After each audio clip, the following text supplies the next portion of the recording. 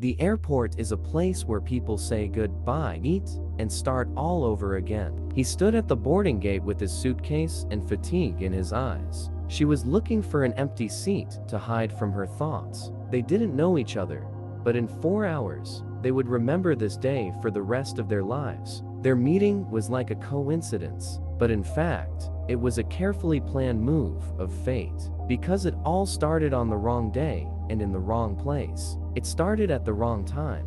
This isn't just a story about a chance connection. It's a drama with elements of mystery, crime, and betrayal, and you'll definitely want to see it through to the end. His name was Daniel Harris. He worked as a lawyer in Boston and was flying home after a 2-week business trip. Married, 2 children, a ring on his hand that he'd taken off only once in 10 years. It was in place now, as it should be, but in his eyes, it felt like his life was coming apart at the seams. Her name was Naomi Zhang. She taught economics at Seattle University and was returning home from a conference. In her bag was a gift for her husband, and in her phone was a message she hadn't decided to send. It began, "I'm not sure anymore." They found themselves next to each other at the coffee counter. The queue moved slowly, as if giving them time to think. He noticed her looking towards the exit. She at the way. He lowered his gaze. The awkward juxtaposition of 2 strangers' lives. They had tickets for the same flight to Chicago. The flight was delayed because of a thunderstorm. People around them were getting annoyed, calling, arguing,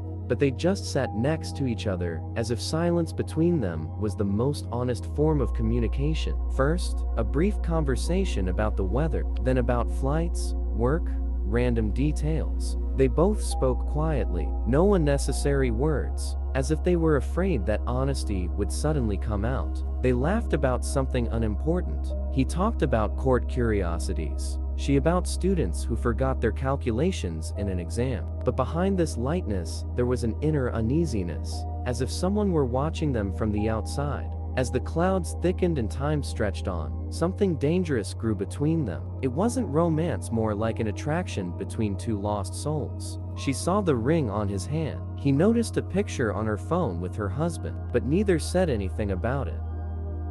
When a new delay was announced, they decided to walk around the terminal. The long corridors, the quiet music from the speakers, the reflections on the polished floor, everything resembled a dream with no beginning and no end. They stopped at a bookstall. She picked up a novel, he a detective.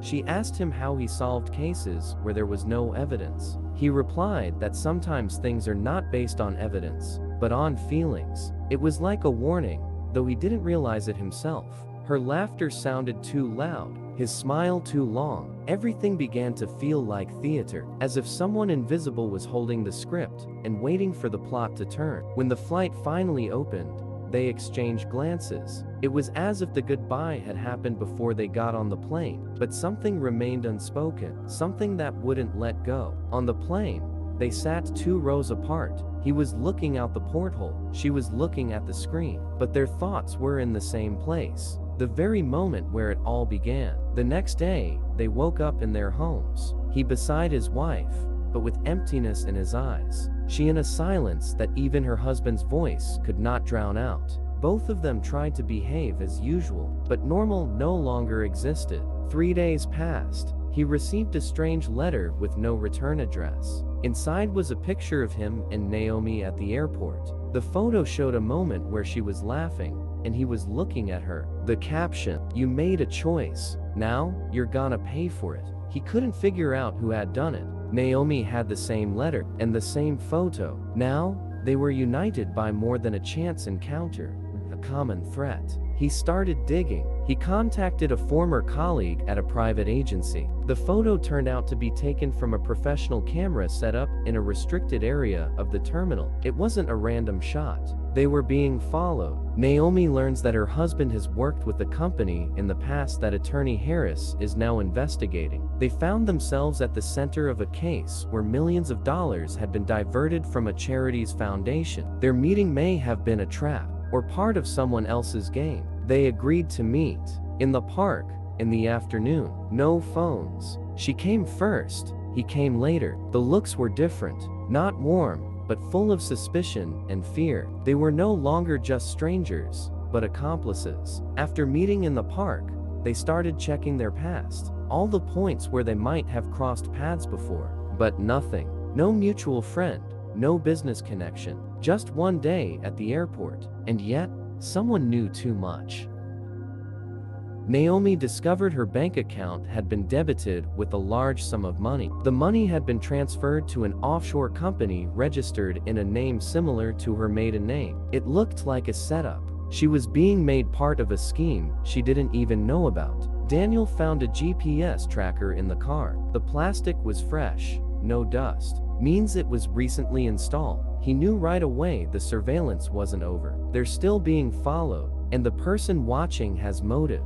They contacted one of the hackers Daniel used to work with on the case. He ran the metadata on the photos that were sent in the mail. They were taken with a camera that was reported stolen from the courthouse a month ago. Meanwhile, a hidden camera video has surfaced online. It shows the two of them in an airport cafe, smiling, close sitting. Comments under the video have already discussed cheating, double life, sensationalism, somebody starting a stalking campaign. Daniel's job was in jeopardy. The client canceled his contract. Naomi University received a complaint and launched an internal investigation. Their lives were falling apart. One step and their reputations disappear. They realized the only way out was to go all the way, to find the man who set it all up. Digging deeper, they came up with the name, Harold Mills, Naomi's husband's ex-partner, who disappeared after a major investigation. Everyone thought he died in a car crash, but something didn't add up. Records show that after his death,